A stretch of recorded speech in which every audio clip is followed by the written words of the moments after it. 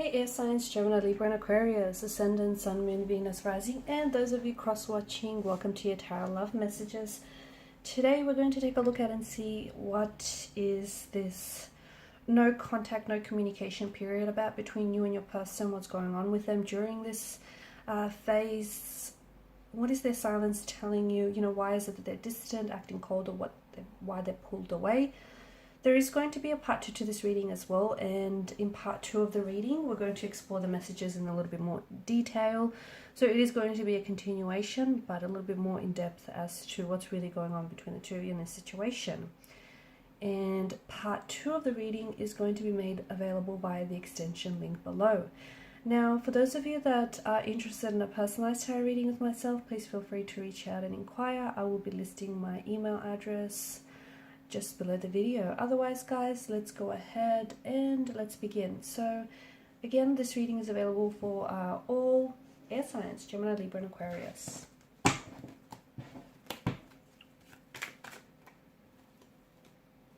Okay, this card sort of flipped over.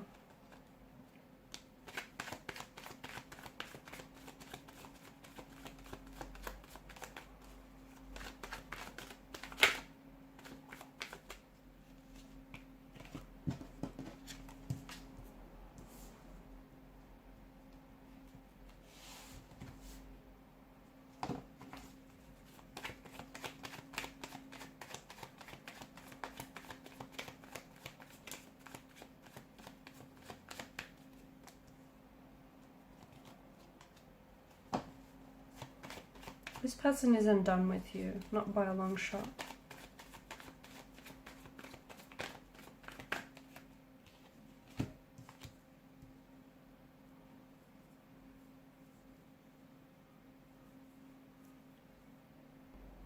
Okay, this person is... If the two of you have had a breakup, a fight or a separation, some sort of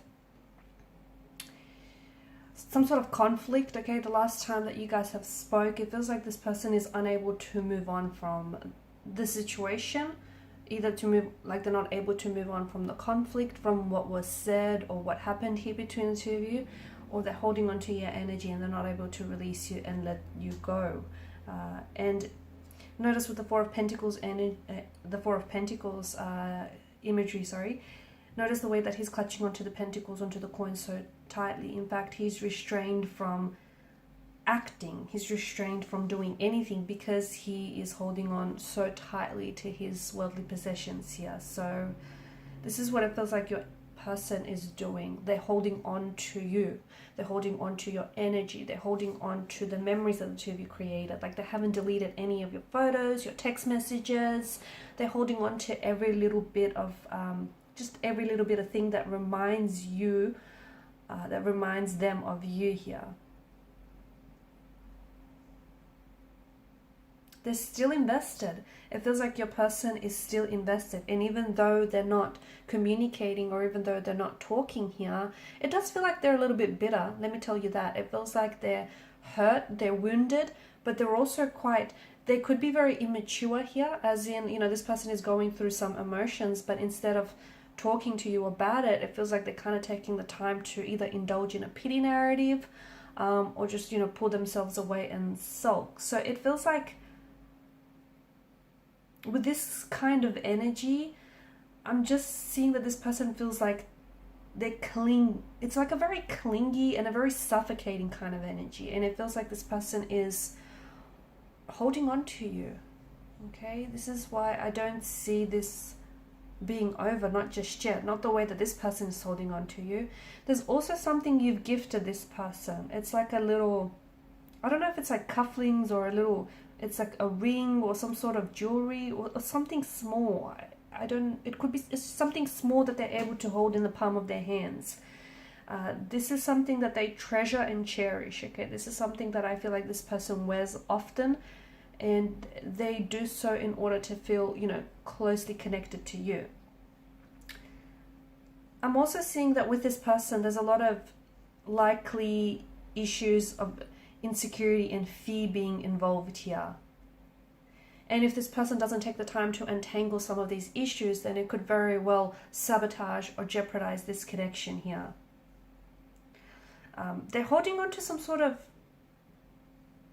Okay, I'm getting the message they're holding on to an ex, which I think you represent the ex here, because I think for a lot of you there's been some sort of conflict, there's been some sort of turmoil, turbulency, a disconnection, a breakup, a separation, some sort of argument, disagreement. You know, things got a little bit loud here, things got a little bit uncomfortable, and it feels like this person is still holding on to an ex, so the ex returning into their life, or they're holding on to a grudge, and that's interesting. It would make sense if they're still holding on to a grudge as well, because I see there being an insecurity in their energy. I see them being very jealous and very bitter as well.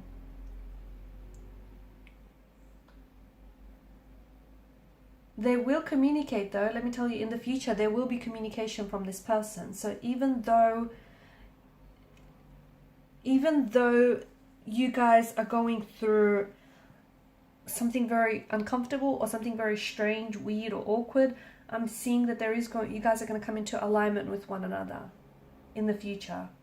Okay, it may take longer than you may have wanted it to, or it may take longer than you might have imagined it, but it just feels like they're trying to go over the struggle of the Five of Wands situation between the two of you. It feels like this person, what they're doing right now, I see them sort of battling with themselves. Their head and their heart are at war with one another. Their heart says they want you, their head says don't call, don't text, don't communicate. I'm also seeing that this person is very busy during this time, and I think this is a coping mechanism. I think this person is someone who's afraid to face their emotions. They're afraid to sit with their feelings. I mean, a lot of people are, right? It takes someone who is emotionally mature and emotionally intelligent in order to be able to navigate those, you know, emotional kind of territories.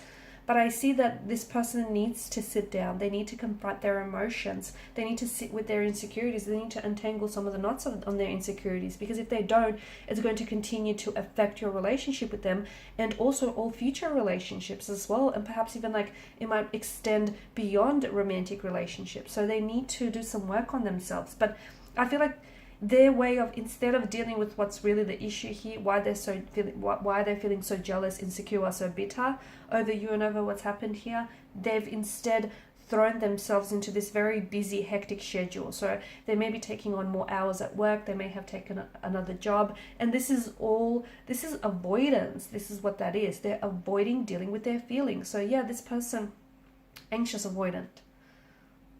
I don't know, I'm getting like, in one way I'm getting this person might have an anxious attachment style, but on the flip side of the coin I'm getting an avoidant attachment style as well, which is really interesting. But it just feels like, yeah, this person is very busy, or they're coming across being very busy as well. They're acting cold, they're acting distant, because I feel like this person is just trying to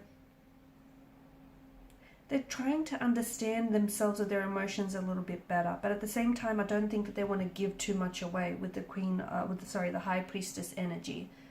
This person is purposely coming across as cold and distant, but there's so much going on underneath, below the surface. There's just so much going on with them emotionally. They may also purposely be trying to appear very busy on social media, because they know that you're going to sneak a peek every now and then. So this person is purposely trying to, you know, seem busy, seem like they're happy, they're having a good time. Now this is all a facade. This is all, you know, an image that they want to project to you.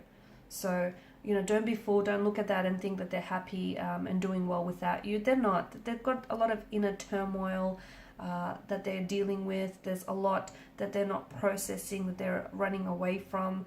But I think this person is coming across as a little bit bitter, jealous and insecure, and because they're coming across as, you know, this way, they're trying to project that onto you. So they're trying to get you to feel jealous or feel insecure about yourself or about this situation. So do not fall into that trap, okay? It's not worth it. They still care about you, of course they do.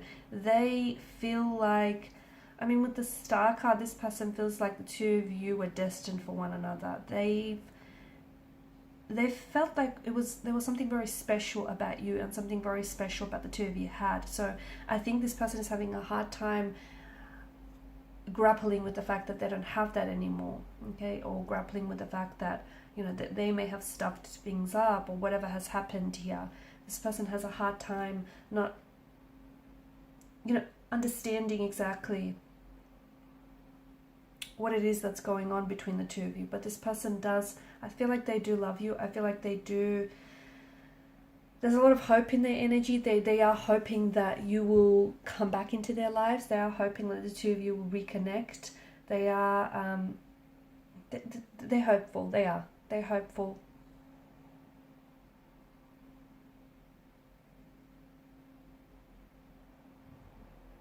They're holding back though. They still very much feel connected to you. And like I've mentioned, there's some photos, or it could be like a photo frame. I don't know, it's something small. And they hold on to this because there's a sense of hope. It instills a hope in them that the two of you will come back together, that the two of you will work through, you know, this. They feel like you've represented such an important time in their life because they've crossed paths with you, and they feel like you were a blessing, and they felt like you've helped them with so much personal growth and development. They also feel like this person is an optimist, let me tell you. And they feel like anything is possible, and their heart is full of hope. Their heart is full of hope that the two of you will work it out. Even if they are being immature or acting insecure, they're still optimistic. There's still room for optimism in their energy. They still feel as though, you know, the two of you, there's a magic about you. There's a magic about what the two of you have had, and they want to recreate that. They're kind of waiting for you. Are they waiting for you to make a move? I'm not sure. They're waiting for you. We'll explore what that's all about in part 2 of the reading. But honestly, they felt like you were a dream or a wish come true, and that you've lifted them up to the highest of highs. You were such an inspiration, or you still are such an inspiration to them. I see that they've bettered themselves because of you. You've made them change their ways, or you've made some very significant changes in their life. I see that you've transformed this person a lot. Wow, honestly, I don't think you realize how much of an influence you are on this person's energy, and you still continue to be so. Trust me. Okay, so in part 2 of the reading, we're going to explore, because I see a lot of communication in the future. I see messages pinging back and forth. I see a lot of contact communication. For those of you that are doing long distance, I see air travel in the cards. This person might be coming from overseas or from at a distance to see you. Okay, I see that someone's bridging a distance, closing the gap, whether physically or emotionally, verbally.